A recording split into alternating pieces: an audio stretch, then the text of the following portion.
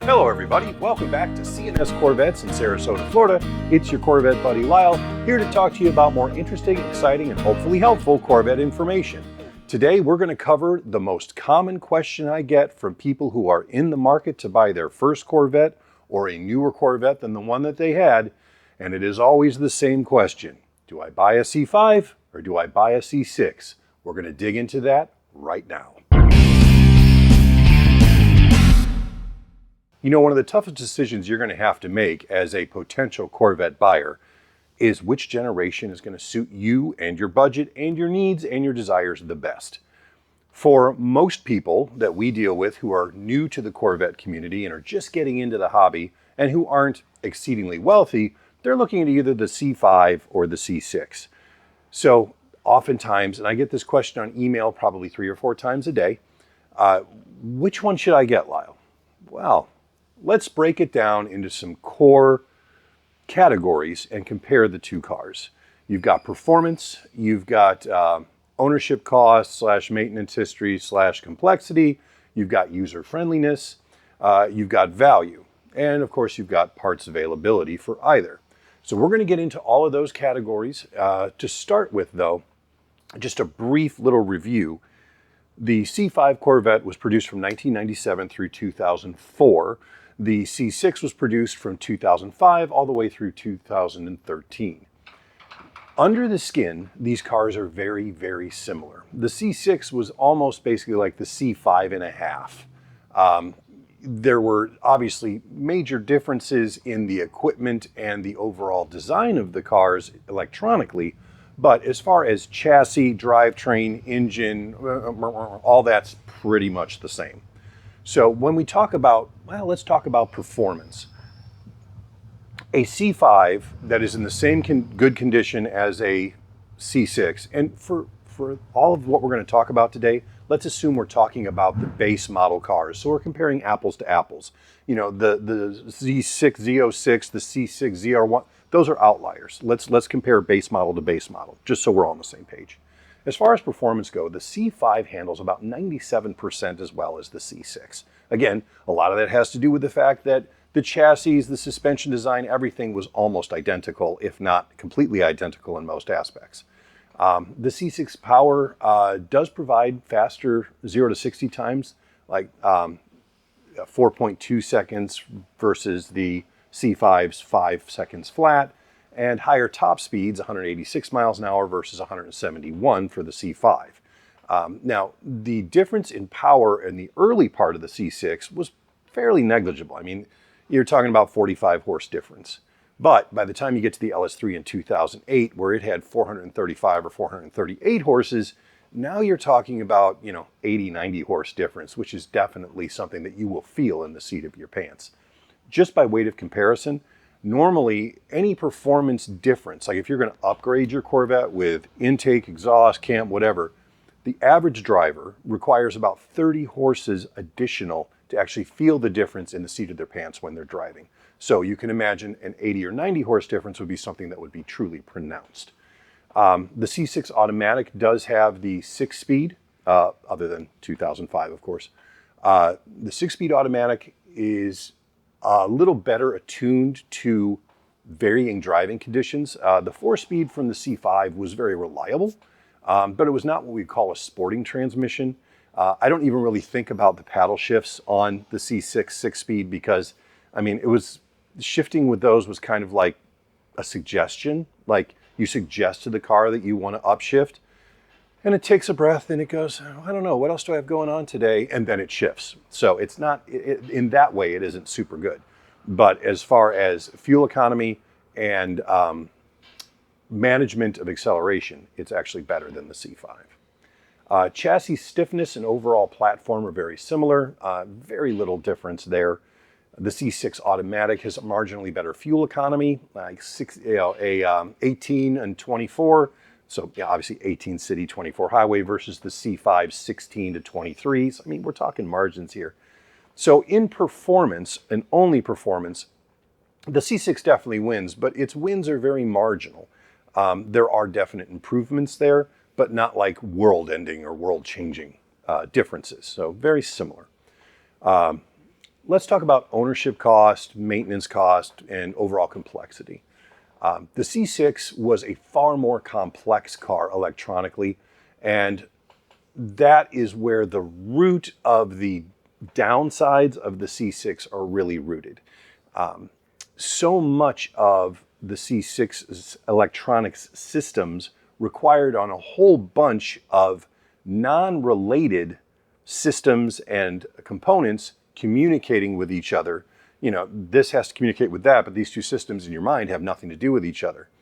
That can be complicated. The further complication is with the C6, GM chose to run a lot of these data links and CAN buses through the factory radio, especially the GPS with the screen radio. What we see over and over with the C6 is when people go in and they want to put an updated radio into their car, no matter how well it's installed, some of those lanes of communication that ran through the original radio are no longer there with the aftermarket units. And all of a sudden, these cars can get really funky really fast. They can do some weird stuff. One of my favorites is like the door open chime gets really loud in some of these cars.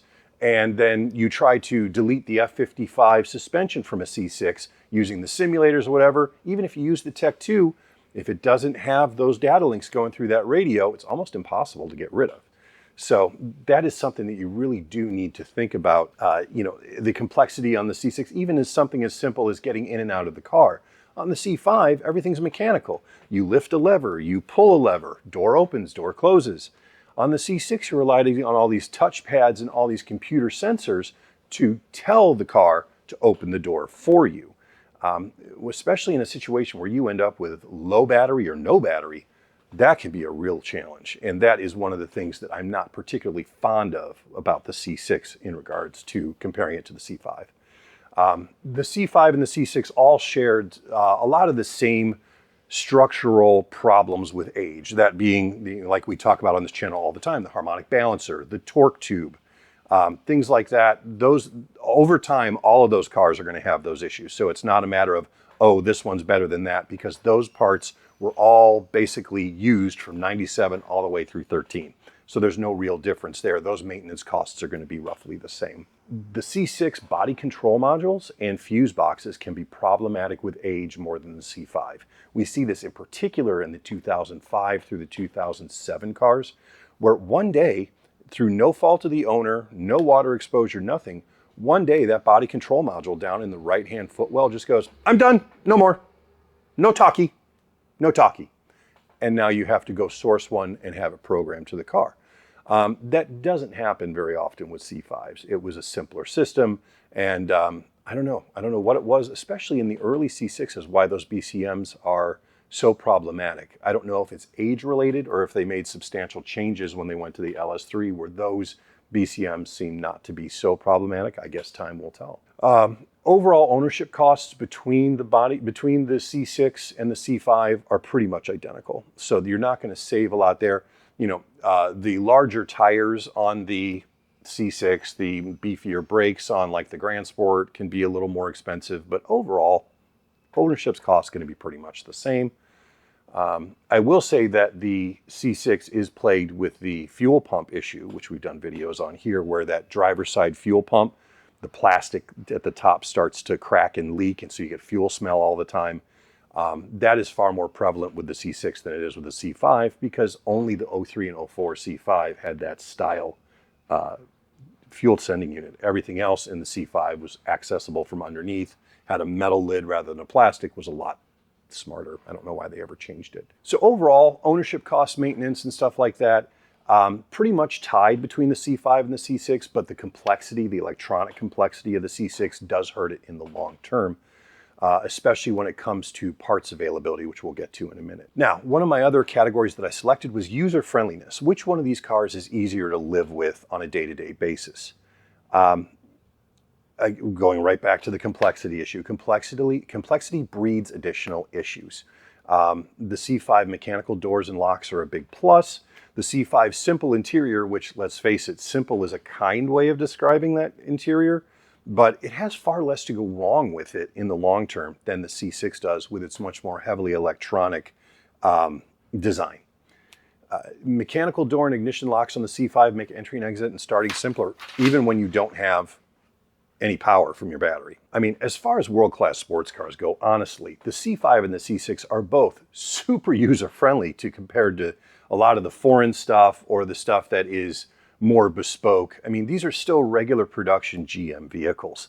And yes, 20 years on, 30 years on, they're going to have their issues, but nothing compared to what a 20, 30, 40-year-old Porsche or Audi or Ferrari or any of those things are going to be. You know, it is monumentally more difficult to maintain those cars with age than it is these C6s and C5s. Let's talk parts availability. C5 and C6 both struggle with availability of certain parts. C5s, as you've heard me talk about many times, struggle with, especially the 97 to the 2000 cars, they really struggle with the availability of ABS units and electronic brake control module parts, because those were discontinued after 2000 and no more were made, and there's really nobody out there that can rebuild them on a reliable, regular, I do it as a living basis. I've heard about this guy or that guy who was an electrical engineer who figured it out, and I never hear about them again. So I don't know. But that is something to think about. Even with the ABS scarcity for parts, the C5 overall has far better availability than the C6 in the aftermarket. Part of that reason is because not much changed in the C5, like at all through its entire 8-year run. You had the same interior, you had pretty much all the same colors, you had all that stuff that was just used over and over and over again. Specifically when it comes to companies like us who make parts for Corvette, one of the things that we look at before we even consider investing in the tooling to make something is how many of the cars that were made that use this part are still out there. Well, when it comes to C5s, and especially things like fenders, bumpers, interior parts like your radio bezel or your under dash panel or your glove box latch or any of that stuff, all of the cars that are still on the road all share the same design. So if there were, 1 million C5s made, which there wasn't, I'm just using that as a number, and 600,000 of them are still on the road, and you figure that 25% of the cars that are on the road currently need this part, well, now you know how many you can make and reasonably hope to sell to recoup your investment to go on to other things. Long term, the C5 is probably going to be better on parts just due to being simpler and more mechanical than the C6. The C6, they had some serious interior changes in like the center consoles and stuff like that. And some of the, if I'm going by GM's track record on Corvette specific electronics over the last 30 years, they like to discontinue things without any warning. And it's oftentimes things for cars that are, 10 years old. They're still on the road, like being driven every day. They're still relatively new cars. Plastic parts, any idiot can make those.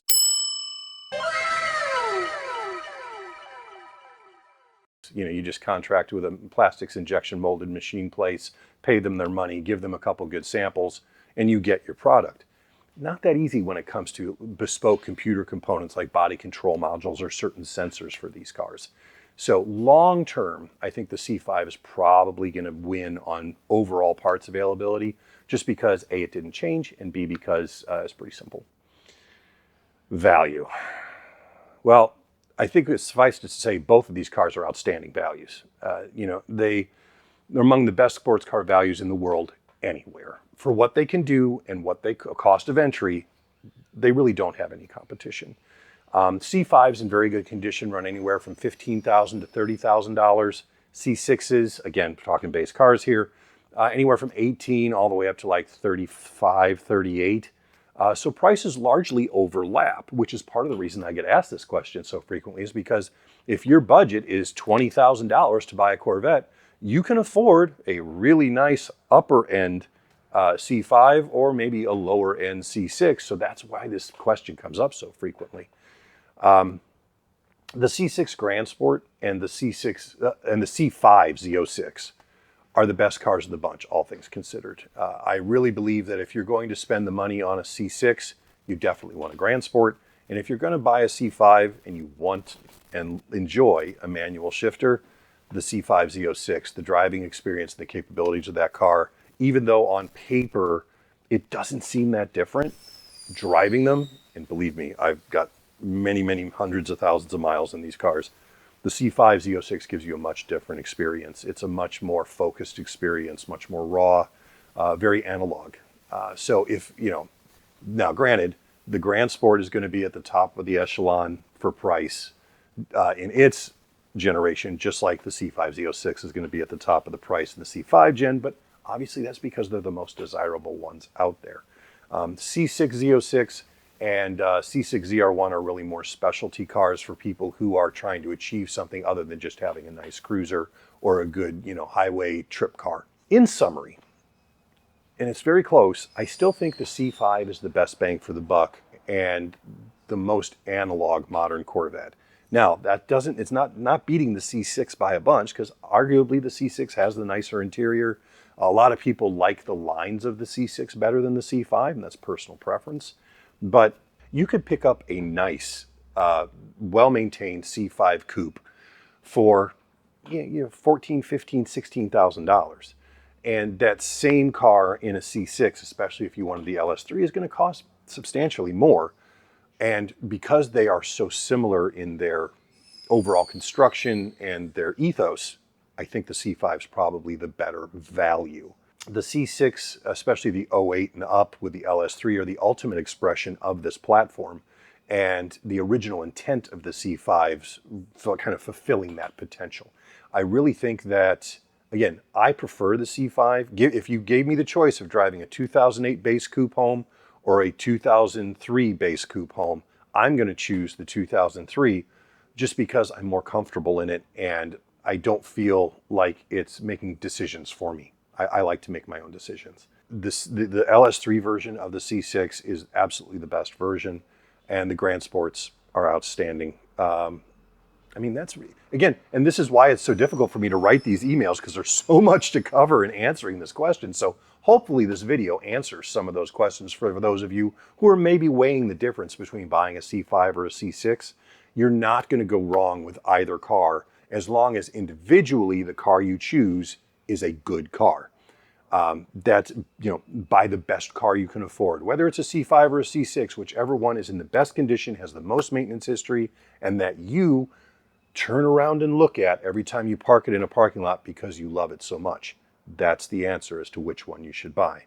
I hope this guide answered some of the questions for you regarding the comparison between C5 and C6. Tell me some of your decisions that you've had to make if you went through this decision-making process and how you came to your decision about which one to buy in the comments below. I hope you guys have a great weekend. We'll see you soon.